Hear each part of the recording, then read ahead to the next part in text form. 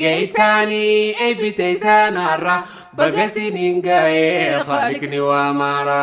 bagasiniin ga'ee khaliqni waa maara baga eebbifamtan.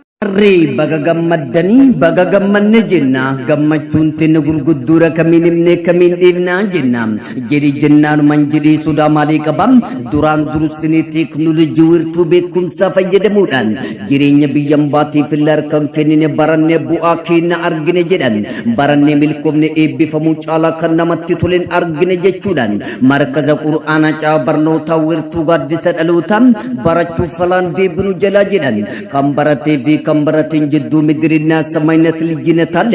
marre duran durusene markaza oromiya muslim service ram marre ustazin ke nabi muhammad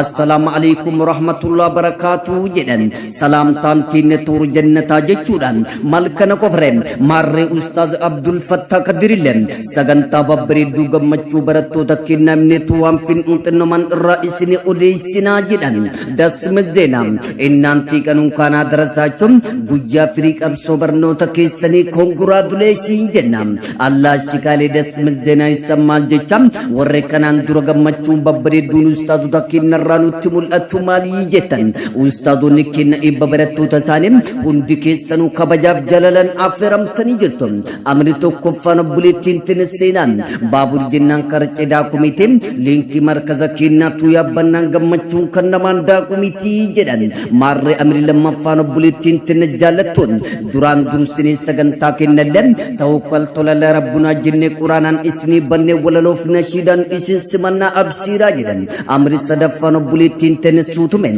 maarreessi gadi jiralanne guddaan gibem kuutaan waliin baradhaa eebbifamaa jennaan dubbiin maafisin dhibe jedhan dhimma jiruu fi jireenyaafillee qalbii kennan shaagalle jechuudhaan kutannoo fi murannoo kennan baranne gammachuu kennallee boqonnaa tokkoffaa darbine boqonnaa lammaffaa genne jiru amri afraffaan obboleettiin misran guyyaa dhibba kennallee ustaazota kenna dura darbine isinitti mundiri qamamiti sila zindarasaa jechuudhaan maarre ustaazonni kennallee guyyaa barattoota eebbifamna qabnu isinii himnu malee dhiifnu absiraa jedhan akka lakkoofsa ingilizii bara 2024 baatii 3 maarshii guyyaa tokko guyyaa jimaata galgala sagantaan babbareedaan kun akka saatii biyya oromiyaa uleessaa takkul mishit jechuudhaan maarre akka saatii suudi arabiyaa saa 8 fulakka nabsu jechuudhaan akka saatii biyya Dubai sa sagalee falakkaa jechaan maarree kuri geggeessituun sagantaa kanaalee ustaazota sagantaa geggeessuudhaan muuxannoo gurguddaa qaban sagantaa kanarratti kaadhimamanii jiru